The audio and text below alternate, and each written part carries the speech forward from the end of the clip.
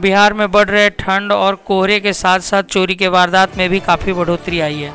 अरवल जिला के national highway 139 पर मेहंदिया थाना क्षेत्र के अंतर्गत 8 जगहों पर चोरी को अंजाम दिया गया। इनमें कई दुकानों के सामान एवं नकदी की चोरी की गई। साथ ही इस इलाके में लगातार जानवरों की चोरी की जा रही है। जगह जगह पर भिन्न भिन्न गांवों से ऐसी घटना निकलकर सामने आ रही है जहां पर लोगों के जानवर की चोरी होने की खबरें सामने आ रही है।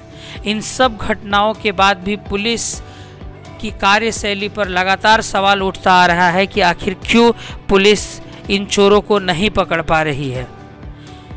आपको बता दें कि बेगूसराय में भी एक ऐसी घटना घटी है जिसमें IGIMS में कार्यरत डॉक्टर प्रवीण कुमार के घर में चोरी हुई है।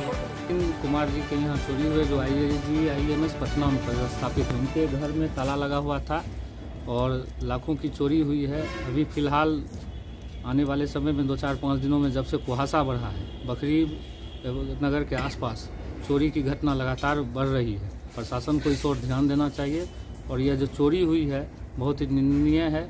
और डॉक्टर प्रवीण अभी आ रहे हैं और कितना चोरी हुआ इसका आकलन गृह स्वामी ही कर पाएंगे, लेकिन हम लोगों को देखने से लग रहा है कि लाखों रुपये की चोरी, और इसको चोरी नहीं डकैती कहा जाए, डकैती को अंजाम दिया गया।